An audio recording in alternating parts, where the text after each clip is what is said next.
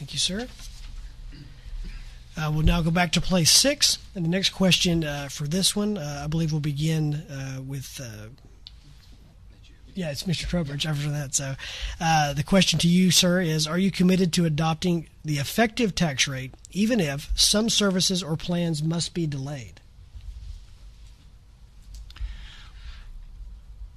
Well, that is the budget. I mean, that is the budget. I mean, I don't want to be snippet about it. That is exactly what the budget process and this council does each and every year. What is the most important thing that our city needs? What can we afford? And then how do we implement that? Just quick, the effective tax rate talks about the ever increasing value of our homes, which can be good and bad, as we've seen on that tax bill, but good when we sell. And but that's how your taxes are based. And the city of Rockwall has, while values have gone up, has reduced that tax rate to help ebb the increase of the values by reducing their tax rate, the net tax rate. The value's going up much more than this city is ever bringing in. Let's say it that way. And that's what they have been doing. What each council will work through exactly what I talked about in that budget. What is important to us? Safety, our streets, what do we want to do for the future, and plan and go from there. And that's how they'll set out the budget accordingly. Right.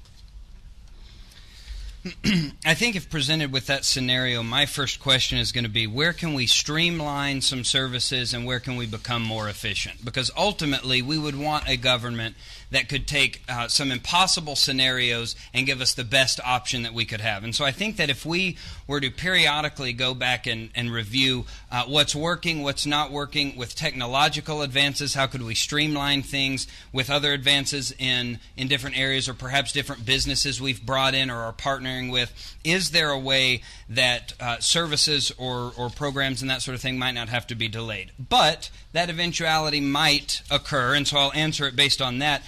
I would probably guarantee, aside from if you say you're going to cut your police force, or we're going to turn the water off to everybody, most people are going to be vehemently opposed to a tax increase. And so this is where I think transparency, which is one of my campaign platforms, or one of the tenets of my campaign, would come in handy, because this is the opportunity that we really have to tell the citizens, hey, here are those services that will stop in order to not give you that tax increase, and make it so that the citizens can decide, hey, if we want to continue those services that many people might not even realize were provided, and we all could say, you know what, I can, if it's to use the term, tighten my belt a little bit, maybe that's what we decide during a period where there might be some economic hardship.